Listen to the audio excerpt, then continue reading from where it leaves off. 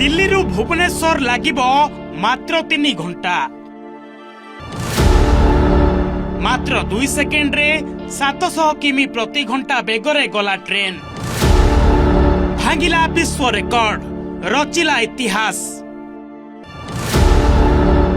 जिए देखिला सी आश्चर्यचकित हैला। आखि पिछुड़ा के गला ट्रेन। एमितिका रेकर्ड आपण केबे देखि नथिबे कि सुनी नथिबे। जिए देखिला सी आश्चर्यचकित हैला। देखंतु सेई दृश्य को केमिति आखि पिछुड़ा के जाउछि ट्रेन।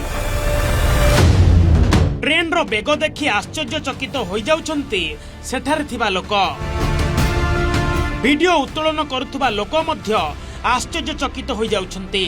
एमितिका घटना घटिछि चीन रे, जहाँ वर्तमान सारा विश्व रे चहल सृष्टि करिछि।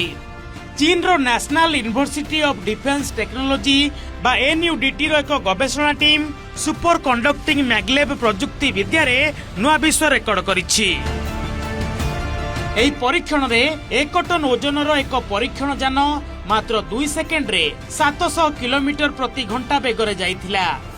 एहाकु जदि अनुमान करा जाए तेबे दिल्ली रु भुवनेश्वर मात्र 3 घंटा रु कम समय लागिबो। सूचना अनुसार एथिरे यात्रीवाही ट्रेन व्यवहार करा जाय नथिला, बरं गवेषणा और परीक्षण पई स्वतंत्र भाबरे डिजाइन करा जायतिबा एक ट्रेन परि स्लेज व्यवहार करा जायतिला। एही परीक्षण 400 मीटर लंबा मैग्लेव ट्रैक रे करा जायतिला।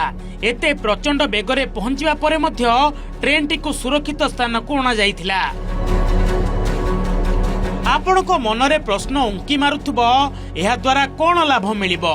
एही प्रजुक्ति विद्या भविष्यत रे परिवहन व्यवस्था उपरे एक बड़ प्रभाव पकाई पारे बोली अनुमान करा जाउछि। हाइपर लूप भली ट्रैक सहित जड़ित vacuum tube maglev system 1000 kilometre प्रति घंटा रु अधिक बेग हासिल करि परिबो। यह व्यतीत महाकाश क्षेत्र रे व्यवहार करा जाय परिबो। यह रॉकेट लॉन्च सहायक प्रणाली, उच्च गति परीक्षण एवं महाकाश यान पई प्याड लॉन्च प्रजुक्ति विद्या रे एक प्रमुख भूमिका ग्रहण करि परिबो। Bureau report, OTV.